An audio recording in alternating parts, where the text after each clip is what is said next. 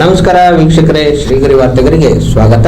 ನಾನು ನಿಮ್ಮ ಗ್ರಹೇಶ್ವರ ಗಾರುಡಿಗೇಂದ್ರ.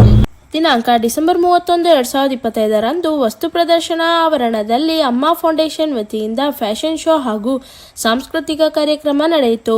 ಮಹಿಳಾ ಮತ್ತು ಮಕ್ಕಳ ಸಮಿತಿ ಅಧ್ಯಕ್ಷರಾದ ಭವ್ಯ, ಅಭಿಷೇಕ್, ಮಹೇಂದ್ರ ಕಾಗಿನೆಲೆ, ಜಯಲಕ್ಷ್ಮಿ, ರಂಗಸ್ವಾಮಿ, ಚಂದ್ರಕಲಾ, ರಘುರಾಜ ರಸ್ ಹಾಗೂ ಮುಂತಾದವರು ಉಪಸ್ಥಿತರಿದ್ದರು. ಅಧ್ಯಕ್ಷರಾದ ಅವರು ಹಾಗೂ ಈ ಒಂದು ಸಾಂಸ್ಕೃತಿಕ ಸಮಾರಂಭದ ಎಲ್ಲ ಪದಾಧಿಕಾರಿಗಳಿಗೂ ಹಾಗೂ ಈ ಸಭೆಗೆ ಆಗಮಿಸಿ ಎಲ್ಲ ನನ್ನ ಸಹೋದರ ಸಹೋದರಿಯರಿಗೆ ನನ್ನ ನಮನಗಳನ್ನು ಸಲ್ಲಿಸುತ್ತಾ, ಬಹುಶಃ ಈ ಒಂದು ಫ್ಯಾಷನ್ ಶೋ ಕೂಡ ನಾವು ಹಮ್ಮಿಕೊಂಡಿದ್ದು ಬಹಳ ಸಂತೋಷ. ಎಲ್ಲ ಪಾರ್ಟಿಸಿಪೇಟ್ಸ್ಗಳು ಕೂಡ ನಾನು ನಮಸ್ಕರಿಸುತ್ತಾ ಅವರಿಗೆ ಜಯ ಆಗಲಿ ಅಂತ ಹೇಳ್ತಾ, ಈ ಸಂದರ್ಭದಲ್ಲಿ ಇಷ್ಟೊಂದು ಒತ್ತಡಗಳು ಕೂಡ ನಾವು ಕನಕದಾಸರನ್ನ ನೆನಪು ಮಾಡಿಕೊಳ್ಳೋದು ಅತ್ಯಂತ ಸಂತೋಷದಾಯಕವಾದ ವಿಷಯ. ಬಹುಶಃ ಕನಕದಾಸರು ಅತ್ಯಂತ ಶ್ರೇಷ್ಠ ಸಂತ ಕವಿ. ಅವರು ಅನೇಕ ವಿಚಾರಗಳ ಬಗ್ಗೆ ಮಾತಾಡಿದ್ದಾರೆ. ಅದರಲ್ಲಿ ಬಹಳ ಮುಖ್ಯವಾಗಿ ಹೇಳ್ತಾರೆ, ನಾವು ಹೋದರೆ ಹೋದೇನು, ಇದ್ದರೆ ಇದ್ದೇನು ಅಂತಕ್ಕಂಥ ಮಾತನ್ನ ಸ್ಪಷ್ಟವಾಗಿ ಒಂದು ವಿದ್ವತ್ ಸಭೆಯಲ್ಲಿ ಹೇಳ್ತಾರೆ. ನಾವು ಹೋದರೆ ಓದೇನು, ಇದ್ದರೆ ಇದ್ದೇನು ಅಂತಕ್ಕಂಥ ಮಾತು ಅಂದರೆ ನನ್ನಲ್ಲಿರ್ತಕ್ಕಂಥ ಅಹಂಕಾರ ಒಂದು ವೇಳೆ ಹೋದರೆ ನಾನು ದೈವತ್ವವನ್ನು ಪಡೆಯಬಹುದು, ನಾನು ಎಲ್ಲಿ ಬೇಕಾದರೂ ಹೋಗ್ಬೋದು, ಹೊರಗೆ ಹೋಗ್ಬೋದು ಅಂತಕ್ಕಂಥ ಮಾತನ್ನ ಸ್ಪಷ್ಟವಾಗಿ ಹೇಳ್ತಾರೆ. ಅದು ಕನಕದಾಸರ ಒಂದು ವಾಣಿ.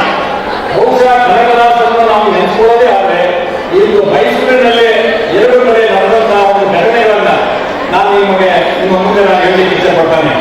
ಮೈಸೂರಿನಲ್ಲೇ ಕನಕದಾಸರು ಸ್ವತಃ ಮೈಸೂರಿಗೆ ಬಂದಿದ್ರು. ಅಂದ್ರೆ ಇಲ್ಲಿ ಮಹಾದೇವಪುರ ಕಾವೇರಿ ನದಿ ಹತ್ರ ಬಂದಿದ್ರು.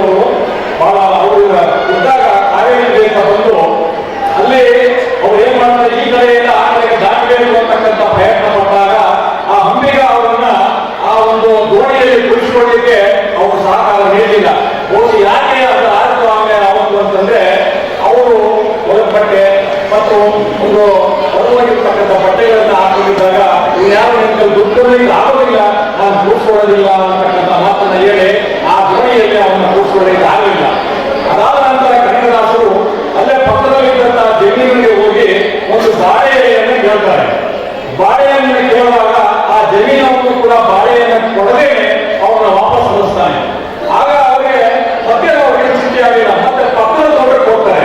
ಪಕ್ಕದ ತೋಟಕ್ಕೆ ಹೋದಾಗ ಅಲ್ಲಿ ಬಾಳೆಯಲ್ಲಿ ಕೇಳಿದಾಗ ಆತ ಬಾಳೆಯಲ್ಲಿ ಕೊಡ್ತಾನೆ. ಈ ಬಾಳೆಯನ್ನು ತೆಗೆದುಕೊಂಡು ಹೋಗಿ ಕಾವೇರಿ ನದಿಯಲ್ಲಿ ನೀರಿನ ಮೇಲೆ ಬಾಳೆಯನ್ನು ಇಟ್ಟು ಬಾಳೆಯ ಮೇಲೆ ಕುಳಿತು ಅವರು ಈ ಕಾಲದಿಂದ ಆ ಕಡೆಗೆ ಸಾಕ್ತಾರೆ. ಇದು ನಡೆದಂತಾಗಿದೆ. ಇವತ್ತು ಕೂಡ ನಮಗೆ ಯಾವ ರೀತಿಯಲ್ಲಿ ಘೋಷಣೆ ಆಗ್ತದೆ ಅಂತಂದ್ರೆ, ಮೈಸೂರು ಮಹಾರಾಣಿ ಕಾಲೇಜಿರ್ತಕ್ಕಂಥ ಒಬ್ಬರು ಪ್ರೊಫೆಸರ್ಗಳು ಮೊದಲು ಬಾಳೆಯಲ್ಲೇ ಕೊಡದಂತ ಜಮೀನು ಅವ್ರು ಹೇಳುವಂತ ಮಾತು, ಅವರು ಇವತ್ತು ಆ ಜಮೀನಲ್ಲಿ ಗರಿಗೆಯನ್ನು ಸಹ ಹುಡ್ತಾ ಇರುವಂತೆ. ಯಾವ ಬಾಳೆಯನ್ನು ಕೊಡಲಿಲ್ಲ ಆ ಜಮೀನಿನಲ್ಲಿ ಇವತ್ತು ಏನು ಹುಡ್ತಾ ಇಲ್ಲ. ಯಾವ ಬಾಳೆಯನ್ನು ಕೊಟ್ಟರು ಆ ಜಮೀನು ಸಂತುಷ್ಟವಾಗಿ ಸಮೃದ್ಧಿಯಾಗಿ ಇವತ್ತು ಇದೆ ಅಂತಕ್ಕಂಥ ಮಾತನ್ನ ನಾನು ನಿಮ್ಮ ಮುಂದೆ ಹೇಳಲಿಕ್ಕೆ ಇಷ್ಟಪಡ್ತಾ ಇದ್ದೇನೆ. ಇದು ನಲವತ್ತಾಗನೇ ಮೈಸೂರಿನಲ್ಲಿ ಕನಕದಾಸರ ಸಮಾರಂಭದ್ದು ಆಗಿರತಕ್ಕಂಥ ಘಟನೆ ಇದು ಬಹಳ ಅತ್ಯಂತ ಇದಕ್ಕೂ ಕೂಡ ನಾವು ಆ ಒಂದು ವಿವರವನ್ನು ನಾವು ತಿಳ್ಕೊಳ್ಬೇಕಾಗುತ್ತದೆ. ಮತ್ತೆ ಇನ್ನೊಂದು ಮೈಸೂರಿನಲ್ಲಿ ನಡೆದಂತಹ ಘಟನೆ, ಅದು ಕನಕದಾಸರು ಒಂದು ಮೋಹನ ತರಂಗಿಣಿ ಅಂತ ಒಂದು ಕವಿಯ ಕಾದಂಬರಿಯನ್ನು ಬರುತ್ತಾರೆ. ಮೋಹನ ತರಂಗಿಣಿಯನ್ನು ಅವರು ಎಲ್ಲಿ ಬರುವುದು ಅಂದ್ರೆ, ಕಲಮಂಡಲಿಗೆ ಇರ್ತಕ್ಕಂಥ ಒಂದು ಊರು, ಅದು ಕಾಗಿನೆಲೆ ಪಕ್ಕದಲ್ಲಿ ಇದೆ. ಅಲ್ಲಿ ಇರ್ತಕ್ಕಂಥ ದೇವರು ಆಂಜನೇಯ ಸ್ವಾಮಿ. ಆಂಜನೇಯನ ಅಲ್ಲಿ ಕರೆಕ್ಟಾಗಿ ಕಾಂತೇಶ ಅಂತಕ್ಕಂಥ ಕರೀತಾ ಇದ್ದಾರೆ. ಇಲ್ಲಿ ಮೋಹನ ತರಂಗಿಣಿ ಬಗ್ಗೆ ನಿಮಗೆಲ್ಲ ಗೊತ್ತಿರಬಹುದು. ಪ್ರೊಫೆಸರ್ KS ನಾರಾಯಣಾಚಾರ್ಯ ಅವರು ಒಂದು ಪ್ರವಚನವನ್ನು ಮೈಸೂರು ಮಾಡ್ತಾರೆ, ಅಯ್ಯಗ್ರೀವ ಕಾಲೇಜಲ್ಲಿ ಮಾಡ್ತಾರೆ. ಅಯ್ಯಗ್ರೀವ ಕಾಲೇಜಲ್ಲಿ ಒಂದು ನಡೆದಾಗ ಅಲ್ಲಿ ನಡೀತಾ ಇರ್ತದೆ, ಒಂದು ವಾರಗಟ್ಟಲೆ ನಡೀತದೆ. ಆದ್ರೆ 3ನೇ ದಿನ ನಡೀತಾ ಇರಬೇಕಾದ್ರೆ ಅದು ನಡೆದಂತ ಘಟನೆ ಏನಾಗುತ್ತೆ ಅಂದ್ರೆ, ಅವರು ಹಾಗೆ ಪ್ರವಚನ ಶುರು ಮಾಡ್ತಾರೆ. ಶುರು ಮಾಡಿದ ನಂತರ ಸ್ವಲ್ಪ ಹೊತ್ತಿಗೆ ಯಾರೋ ಅವ್ರ ಪಕ್ಕಕ್ಕೆ ಬಂದು, ಸರ್ ನಾನು ಕಲಮಂಡಲಿಗೆ ಹೋಗಿದ್ದೆ, ಈ ಪ್ರಸಾದವನ್ನು ನೀವು ತಗೊಳ್ಳಿ ಅಂತಕ್ಕಂಥ ಮಾತನ್ನ ಹೇಳ್ತಾರೆ. ಯಾರೋ ಪಕ್ಕದಲ್ಲಿ ಕೂತ್ಕೊಂಡು.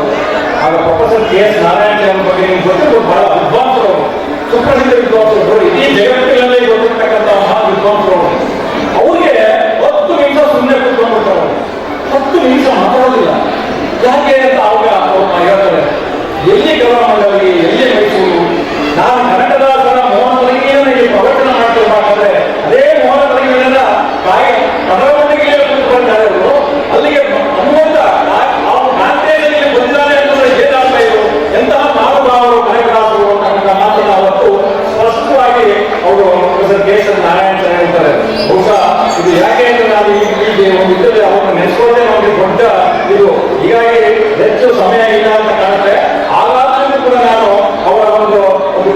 ನಾನು ಆಡ್ತೇನೆ ಇಲ್ಲಿ.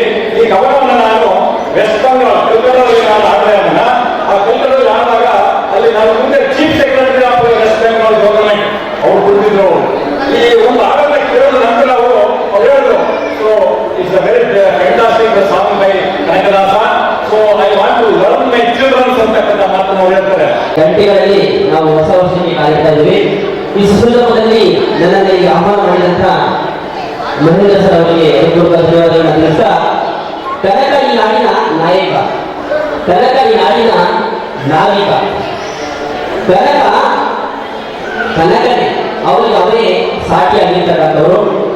ಫಂಕ್ಷನ್ ಕೊನೆಯಲ್ಲಿ ಈ ಫಂಕ್ಷನ್ ಮಾಡಬೇಕು ಅಂತ ಕೇಳಿಕೊಂಡಾಗ ವಸ್ತು ಪ್ರದರ್ಶನದ ಪ್ರಾಧಿಕಾರದ ಅಧ್ಯಕ್ಷರಾದ ಆಯುಕ್ತ ಸರ್ ಅವರಾಗಿರ್ಬೋದು, ಜೊತೆಗೆ ಸಮಿತಿಯ ಅಧ್ಯಕ್ಷರು ಮತ್ತೆ ಕಾರ್ಯಾಧ್ಯಕ್ಷರು, ಜೊತೆಗೆ ಉಪಾಧ್ಯಕ್ಷರು ಎಲ್ಲ ಸಹಕರಿಸಿ ನಮ್ಮ ಅಮ್ಮ ಫೌಂಡೇಶನ್ ವತಿಯಿಂದ ಫ್ಯಾಷನ್ ಶೋ ನಡೆಸಿಕೊಂಡಿದ್ದಕ್ಕೆ ನಮ್ಮ ಸಮಿತಿಗೆ ಹೃತ್ಪೂರ್ವಕ ವಂದನೆಗಳನ್ನ ಹೇಳಕ್ಕೆ ಇಷ್ಟಪಡ್ತೀನಿ.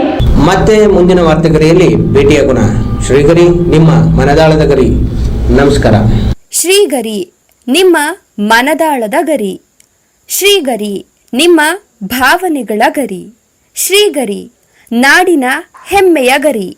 ಮನೆ ಮನಗಳ ಗರಿದು ಶ್ರೀಗರಿ, ತನು ಮನ ಧನಗಳ ಗರಿದು ಶ್ರೀಗರಿ, ವಿಶ್ವದ ದೇಶದ ನಾಡಿನ ಗರಿದು ಶ್ರೀಗರಿ. ಶ್ರೀಗರಿ ಶ್ರೀಗರಿ ಶ್ರೀಗರಿ ಶ್ರೀಗರಿ ಶ್ರೀಗರಿ, ನಿಮ್ಮ ಮನದಾಳದ ಗರಿ.